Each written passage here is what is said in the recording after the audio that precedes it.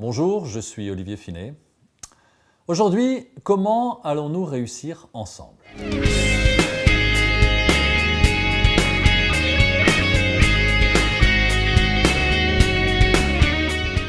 Comment devenir un leader triple A? Oui, nous parlons de leadership aujourd'hui. Alors c'est un vaste sujet. C'est un sujet que vous connaissez, j'imagine déjà. Alors, pourquoi parler de ce sujet et qu'est-ce que je peux vous apporter aujourd'hui sur ce point-là? En fait, l'idée c'est de vous simplifier la vie. Vous simplifiez la vie soit en tant que leader en devenir. Et vous simplifiez la vie grâce à cette lettre. La lettre A. La lettre A, pourquoi? Pour plein de raisons. La première, c'est que A, c'est la première lettre de l'alphabet. A, première comme leader. Donc facile à créer en termes de lien. Deuxième raison pour ce A, je vous ai parlé du triple A. Du triple A, être un leader triple A. 3 fois cette lettre, très concrètement, parce que le triple A, vous le savez, ça définit une notation, la notation des états par les agences spécialisées. Et le triple A, ça veut dire la meilleure note possible. Être un leader triple A, c'est être le leader qui réussit. Et puis dernière chose, graphiquement. Regardez graphiquement finalement. C'est une manière aussi d'ancrer ça. Ce A, vous avez 3 axes. Et bien triple A, c'est assumer, affirmer, agir. Assumer, c'est la barre horizontale, c'est la dalle, c'est celle qui pose les choses. Et puis affirmer et agir, ce sont les deux verbes qui vont vers l'extérieur, vers les autres, vers votre équipe. Affirmer, agir. Donc ce A, finalement, il résume à mes yeux comment devenir un leader efficace, impactant, et ce, à moindre coût en termes de dépenses d'énergie et de temps. Alors rentrons dans le vif du sujet, si vous le voulez bien. Commençons par le premier de ces A. Le premier, c'est assumer. Alors assumer, c'est très simple en fait. Vous êtes leader, mais ça veut dire que vous rendez des comptes, et c'est bien que vous avez une équipe à qui vous donnez le tempo. Et bien la première chose, c'est comment je fais, moi, pour assumer vis-à-vis des gens qui m'ont donné en haut, ma direction générale, mes chefs, mon manager, une responsabilité. Quelle est là-dessus ma manière d'assumer? Est-ce que j'ai bien compris le message? Est-ce que je suis complètement clair sur les enjeux qui sont les miens? Ça, c'est la première base. Être clair vis-à-vis des gens qui vous donnent la directive. Et puis dans l'autre sens, c'est vis-à-vis de votre équipe. Est-ce que j'assume par rapport à mon équipe? Et j'avais vu dans une autre conférence quelqu'un dire un jour de façon très intéressante, il n'y a pas de stratégie d'entreprise, il y a la stratégie d'un homme pour une entreprise. Et bien pour une équipe c'est pareil, il n'y a pas de stratégie d'équipe, il y a la stratégie d'un homme, d'un leader pour son équipe. Et bien votre stratégie, quelle est-elle? Qu'est-ce que vous, en tant que leader, vous définissez comme stratégie? Quelle est la vôtre?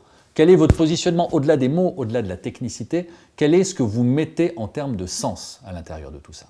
Ça, c'est le deuxième point. Donc ça veut dire, de ce point de vue-là, être très relié en haut et en bas pour que la connexion en tant que leader passe et que votre équipe réussisse. Ça, c'est la première chose. La deuxième chose, le deuxième A, c'est le A d'affirmer. Affirmer, ça veut dire quoi? Alors vous allez me dire communiquer, affirmer, on est sur des mots assez voisins. Oui, mais ça va au-delà de ça. La première chose, c'est communiquer votre vision. La vision d'un homme que vous êtes, le leader que vous êtes. Cette vision, est-ce que vous la communiquez? Est-ce que vous en parlez autour de vous? Est-ce que de manière formelle, mais aussi informelle autour d'un café? Autour de vous, quand vous buvez quelque part, un coup avec des collègues, quand vous rencontrez d'autres collègues, quand vous rencontrez d'autres gens, d'autres entreprises, est-ce que vous affirmez votre vision? C'est ça être un leader. C'est en permanence incarner et affirmer votre vision de « voilà moi, comment je porte le flambeau, voilà où je vais ».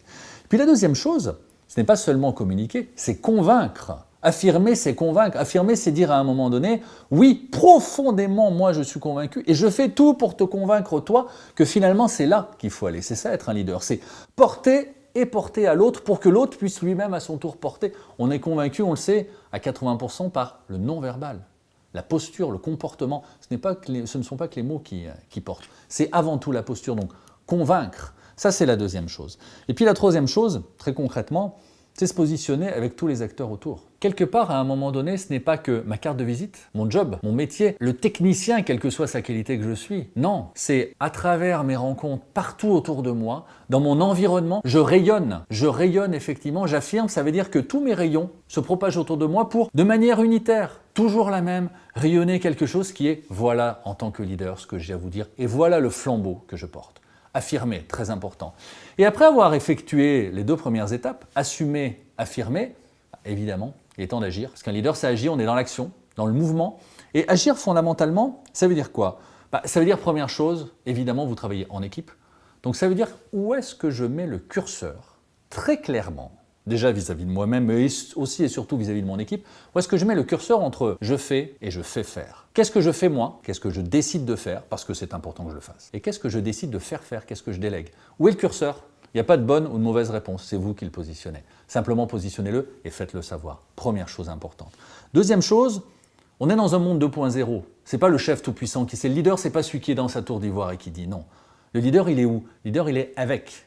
Il assume sa responsabilité, bien sûr. Il l'affirme, comme on l'a vu, mais il est avec. Et être avec, c'est en mode 2.0, être à l'écoute.